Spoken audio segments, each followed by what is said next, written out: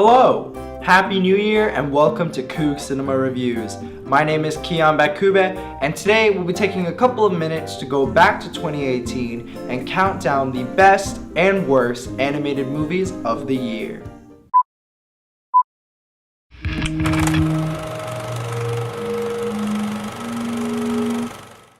As we all remember, 2017 was a pretty mediocre year for animation, with several movies released, but only one or two worth remembering. Thankfully, the same can't be said for 2018. Although only 10 animated films were released throughout the course of the year, a large majority of them were actually really innovative and left memorable marks on the animation genre. From highly anticipated sequels to pleasant surprises where we least expected them, 2018 was a great year for animation. Before we can get to the really good stuff though, we have to start from the worst. So with all that said, here are the animated movies of 2018 ranked from worst to best. I'm looking for a date. The date is Friday, July 13th. No. Number 10, Sherlock Gnomes. Is this just gonna become a trend now? Every year we're gonna get that one sequel to a movie that we never even asked for in the first place. Well, this year, that movie took the form of Sherlock Gnomes, an absolute joke of a sequel to an absolute joke of a concept. Sherlock Gnomes is the follow-up to 2011's Gnomeo and Juliet. Basically, a bunch of Gnomeo and Juliet's gnome friends go missing, and so they decide to get Sherlock Gnomes to help them solve the mystery. I feel like when people think of animation as only a kid's genre, this is the kind of movie they're thinking of. The comedy is clearly aimed at children and has almost no effort put into it, and the plot is forgettable, and honestly, for that reason alone, there isn't really much to say about it other than it sucked. I'm okay! Excuse me. Oh man, Keely, that is just... Are you done?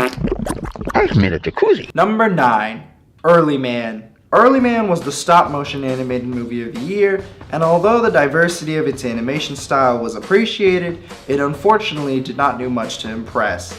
The story follows Doug, a simple caveman, as him and his tribe face the approaching Bronze Age. When Lord Nuth, what kind of a name is Nuth, wants to turn his land into a mine, Doug and his clan are forced to dig for precious metals or be forgotten like the Stone Age. Or this movie. Yeah, this movie was pretty forgettable and not that interesting to watch. Again, it's pretty much aimed at children. There isn't really anything to get out of it. The plot's forgettable, the characters are bland, and there really isn't much to enjoy. Ah, idiots! Number 8, The Grinch. Ugh! Call my heart 2 sizes small, but if you had asked me 2 years ago what the fate of Illumination was going to be, I would have told you that with original films like Sing and Secret Life of Pets doing really well, they were on the right track to becoming a competitor with other big names in animation. However, after the disaster of Despicable Me 3, Illumination decided to keep the mediocrity alive and well by releasing in 2018 a movie that we've already seen 2 other times, based on a book that is only 70 pages.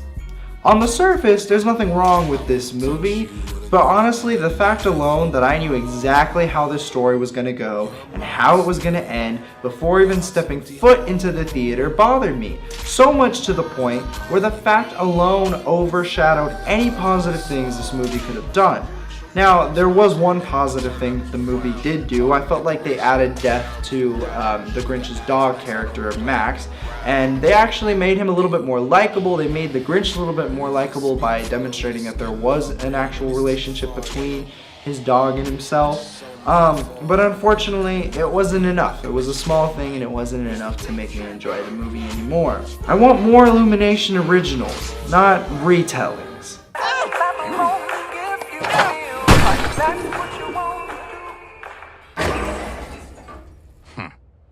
Number 7, Hotel Transylvania 3 Summer Vacation. Sony Animation Studios basically spent all of 2018 doing damage control for the disastrous hit their reputation took last year after the release of the Emoji Movie. How did they accomplish this? By having their next release be the 3rd installment of their most successful franchise.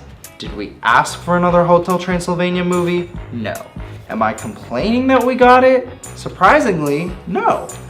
Basically, Mavis notices that Drac is getting exhausted and overworked, making sure that everyone else's vacations go smoothly.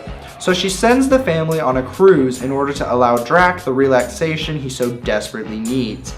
On the cruise, Drac ends up running into trouble from his past, and together the group of monsters must find a way to escape the cruise ship. Obviously, it wasn't an original or groundbreaking movie, but it definitely wasn't that bad for being the third movie of a franchise. The comedy was more well thought out and effective, and the plot of the story went back to its roots of character development, focusing on the characters that we actually liked and wanted to see. Sure, it basically just moved the plot of the hotel onto a boat. Yeah, so impressive. It's like a hotel on the water. But honestly, it was pretty entertaining to watch, and at the end of the day, didn't really have any bad messages for children or make me feel like I wasted my time. And believe me, in 2018, making me not waste my time is a great and grand gesture. I'm lonely. Number 6. Smallfoot. Y'all, when I talk about this year having unexpected pleasant surprises, this is the movie I'm referring to. Going into 2018 with everything I had heard about this movie, I had very low expectations and anticipated it to be another dumb kids movie with nothing funny or thought-provoking about it. Boy, was I wrong. Smallfoot is by no means a masterpiece or close to anything that Pixar or Disney could make, but for a studio that barely makes animated films on their own, Warner Brothers did a great job trying. Smallfoot is about Migo, a friendly Yeti whose world gets turned upside down when he discovers something that he didn't know existed, a human. He soon faces banishment from his snowy home when the rest of the villagers refuse to believe him. Hoping to prove them wrong, Migo embarks on a journey to find proof that humans really do exist. What made this movie so special was the message the story chose to address. The film tackled commentary on current social issues like discrimination to an extent that other movies of its kind did not reach. The movie specifically talks about how a lack of effective and understanding communication between both sides of any issue is the ultimate barrier to realizing a solution. In today's current political and social climate, this is an essential and crucial message to be teaching both children and adults. If you haven't already, I recommend giving this movie a watch.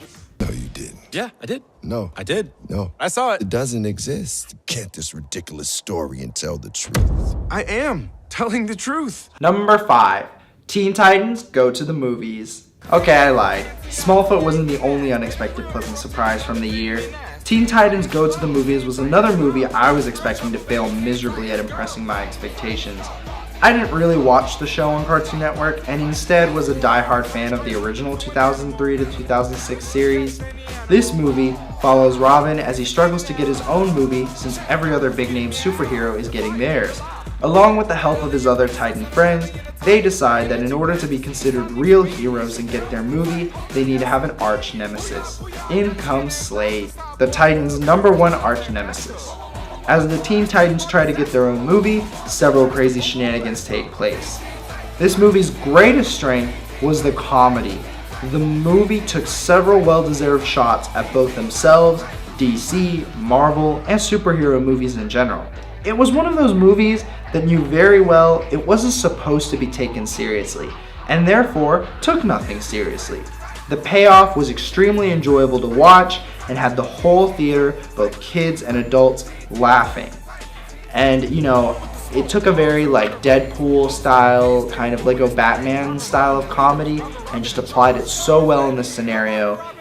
It was really a breath of fresh air. The things they did plot-wise were so outlandish, so wildish. There's a point where they literally erase some superheroes from existence, and honestly, some of those scenes are the best, like, couple of minutes of the movie. So, like, overall, comedy in this movie was very well done. But that wasn't all the movie had to offer.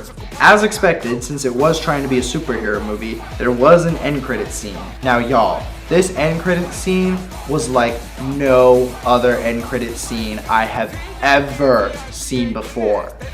When I tell y'all that this end credit scene had me shook, I mean literally like shook. I had goosebumps in my seat and I screamed so loud when the screen went black. Everyone around me was cheering. We all got up out of our seats. It was crazy. They need to know we're still here. Booyah! We're transmitting!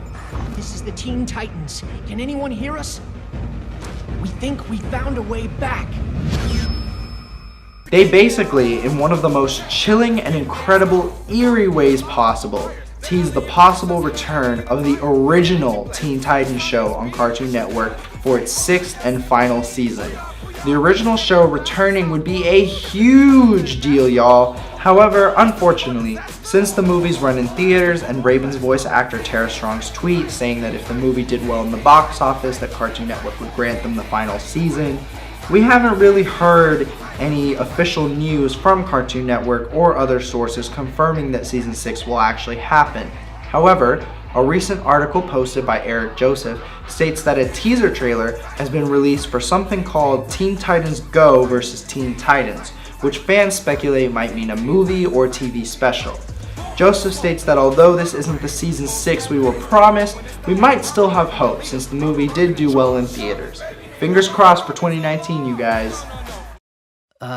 What are you doing? Just giving the people what they want. Our movie's not about Wonder Woman, it's about us, the Teen Titans. No one wants to see us, fool. Wonder Woman inspires people. And we do not. Number 4, Incredibles 2. So, are we going to talk about it? What? The elephant in the room. What elephant?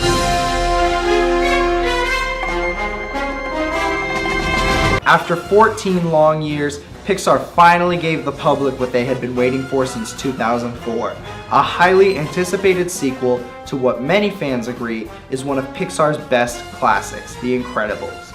Naturally, given the massive success and appeal of the first film, the expectations for the sequel were set extremely high. To be fair, it would be really hard for Pixar to find a way to top the original. However, that didn't mean that we shouldn't expect it, especially from a studio that has produced sequels worthy of surpassing the original, such as both Toy Story 2 and 3 and Finding Dory. The large amount of time since the original had some benefits, but overall, in my opinion, led to the cause of why the sequel fell short in comparison to the original and other Pixar films, especially due to the decision to make the film take place seconds after where the first left off. Basically, for some reason, supers are still illegal, and so the Incredibles are fighting off the Underminer. They get recruited by yet again another scientific company to have Elastigirl go out this time and do undercover hero work in order to make superheroes legal again. Sound familiar? Yeah, we thought so too. Although Incredibles 2 easily features Pixar's best animation, unfortunately the same cannot be said for its plot and character development. For that reason alone, I could not place the film any higher on this list. The things the movie did well were provide intense, beautifully animated action sequences and highlight a little bit more of the family and more scenes. However, where the film fell short was leaving the audience in disbelief at the amount of regression seen in the character development. Again, I feel like this is mostly noticed because of the decision to have the movie take place right after the first film. Look at these scenes from the first movie and look at the dialogue the same characters say just a few days after in the second movie. Tell me you haven't been listening to the police scanner again. Look, I performed a public service. You act like that's a bad thing. It is a bad thing, Bob. Uprooting our family again so you can relive the glory days is a very bad thing. Reliving the glory days is better than acting like they didn't happen. Yes, they happened. But this, our family, is what's happening now, Bob. And you are missing this. Things haven't spiraled out of control the moment I left. Amazing as it may seem, it has been quite uneventful, in fact. How about you? I saved a runaway train! It was so great! Okay, Helen, hypocrite much? The other struggle the movie faced was having a weak, predictable, and honestly boring villain. No, not Screenslaver. That guy was actually scary and had one of the most intense thriller scenes in an animated film I've seen in a long time. No, I'm talking about freaking Evelyn Endeavor. Ooh, so surprising. But again, overall, those things weren't enough to keep the movie from paling in comparison to the other animated movies of the year, but it certainly kept it from competing with the heavy hitters of the year. Speaking of which, number 3, WreckIt Ralph 2, Ralph Breaks the Internet. Where Pixar fell short in developing a successful sequel, Disney ended up surprising audiences by proving the sequel to WreckIt Ralph wasn't a disappointment or a mistake. This was a huge deal for Disney because it would be the first theatrical release of a sequel to one of its beloved classics in a long time, therefore setting the tone for future sequels to come. The story starts out with Ralph and Vanellope living their normal lives after the first movie, but Vanellope starts craving something different and wants to get a little bit more out of life. Yeah, I know it's a little cliche. Anyway, when Ralph tries to help her, he actually causes her game to almost get shut down by having the wheel of the game break. So they set out into the world of the internet to find a sugar rush wheel, or Vanellope's game will be unplugged. While in the internet, they encounter a variety of new characters and worlds, and some of the new games cause Vanellope to question what she really wants, leading to the real highlight and focus of the film, the character development between her relationship with Ralph. The main reasons why this sequel did a better job than Incredibles 2 is because it expanded on the world from the first film in a far superior and interesting way, as well as adding more characters that served as crucial elements to the plot. This movie also had a lot more to give children and adults of all ages in terms of themes and messages regarding friendships and how insecurities can harm the bond between people. Just because friends may be going down different paths in life, it does not mean that the friendship is any less real or that it must come to an end, as long as both parties still make the effort to be understanding towards each other. The movie still wasn't perfect, the plot at times were a little bit jumbled and all over the place, and aside from expanding the universe and adding more characters, the concept itself was not very original, and that's why this movie is only at number 3. But again, I got more out of this movie than I did out of Incredibles 2, and so for me, that was enough to put it in this spot. Wake up! Ralph, what is wrong with you? Start churning butter and put on your church shoes, little sister, because we're about to blast off! Ralph, what is it you're trying to say? Number 2, Isle of Dogs. In a year where the two major animation studios both released sequels, and 2019 shaping up to be full of nothing but sequels, if there was anything I valued most this year, it was originality. I wanted to see the studios take risks, bring new stories to the big screen, and increase their representation. Isle of Dogs was all those things and more. It was a breath of fresh air that the animation landscape very much needed. Unlike with Early Man, the unique look of the stop-motion animation here was combined with a great story and characters. The story takes place in futuristic Japan, where all dogs have been exiled off of Megasaki City to an island known as Trash Island. A boy named Atari, however, escapes and flies to Trash Island in order to find and recover his lost guard dog named Spots.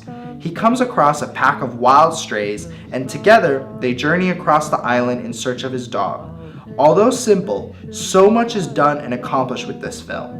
Many of the props for this film go to Wes Anderson, as his directing style is very evident in the film.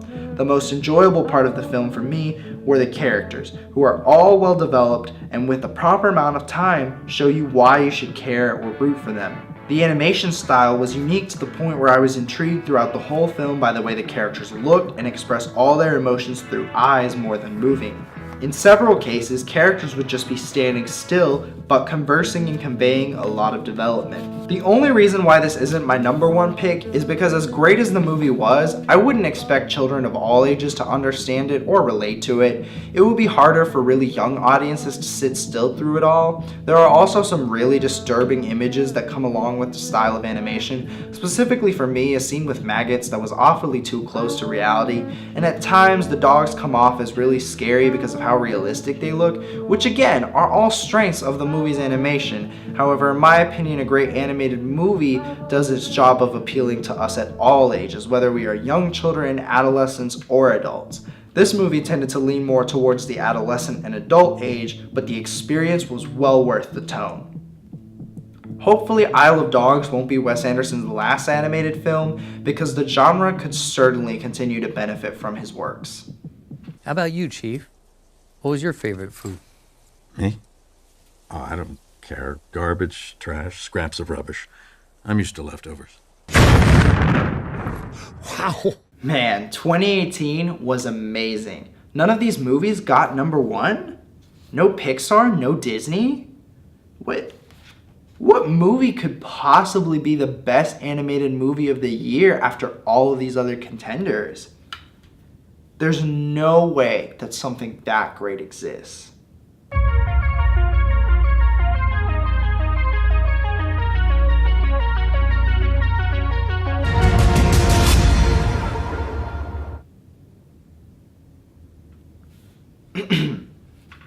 Well, I guess I stand corrected then.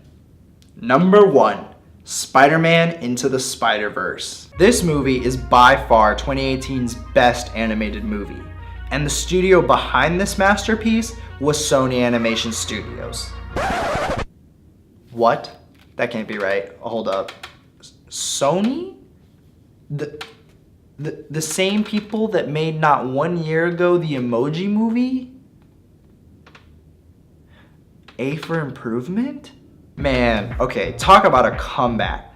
I mentioned earlier how with Hotel Transylvania 3, Sony managed to retain at least a little bit of reputation it had pre-Emoji Movie, but y'all, when this movie came out, Sony gained so much of my respect back. The potential is there. They can make great animated movies that compete with other major animation studios. To put how much this movie's success means into perspective, it just won the Golden Globe Award for Best Animated Feature in a year where both Disney and Pixar were also nominated.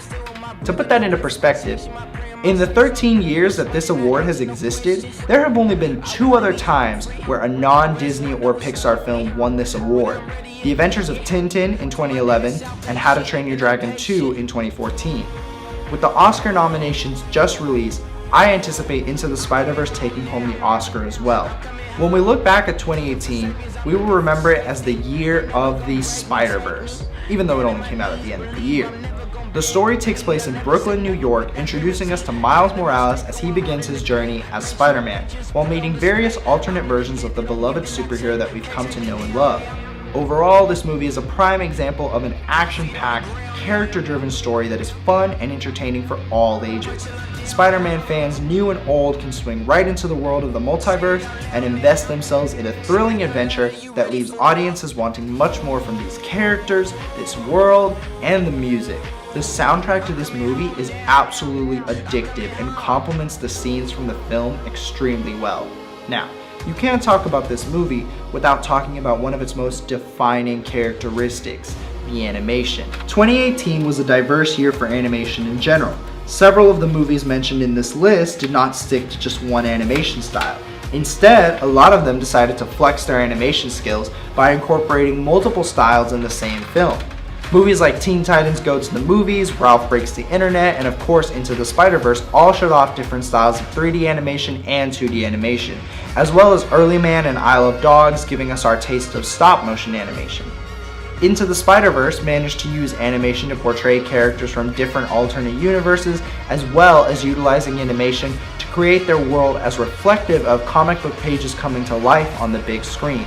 The animation scene in this film is so innovative and has left an impact on audiences that I wouldn't be surprised if we saw more of it appear in the near future. We need it to appear more in the near future. If you haven't seen this movie yet, then go see it. There is absolutely no reason for you to miss out on this gem of a movie.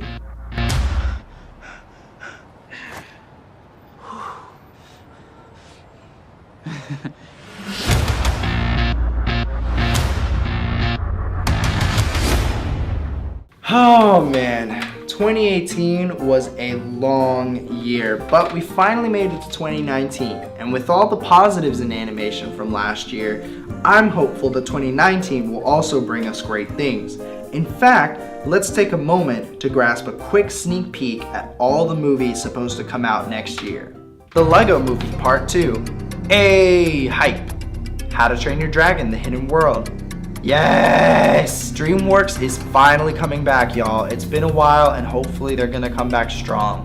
Wonder Park. I've seen this trailer about 1 million times now in theaters. I'm not looking forward to this. This is gonna be trash. The Missing Link.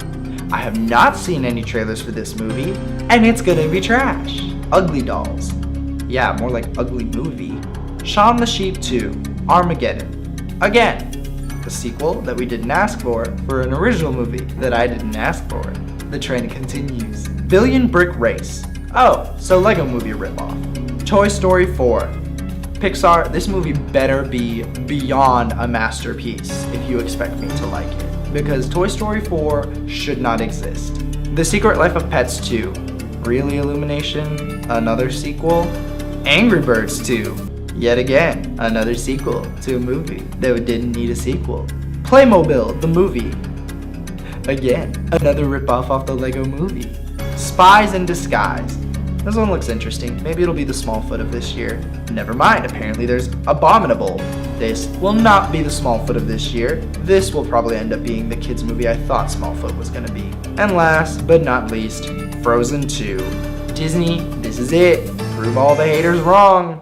Man, when you list them out like that, it really does depress you to know that 2019 is going to be full of nothing but sequels. Fortunately though, at least some of the sequels are really exciting and we're very much looking forward to them. Now, leave a comment down below letting me know what your favorite animated movie from 2018 was, and do you agree with my list? If not, please tell me down below what your list is and what you thought. If you want to see more in-depth reviews of a lot of the movies that I talked about just now from this past year, we actually did a lot of Coog Cinema reviews on them this year, so you can check them out. We've got some on Sherlock Gnomes, Isle of Dogs, Incredibles 2, Hotel Transylvania 3, Teen Titans Go to the Movies, Smallfoot, and Ralph Breaks the Internet. If you want to check out more Coog Cinema reviews, be sure to like Coog TV on Facebook and subscribe to our YouTube page by clicking on the little notification bell so that you can be notified every time we upload a Coog Cinema review. Tell us what movies you want us to review by tweeting at UHCoogTV using the hashtag Coog Cinema Reviews.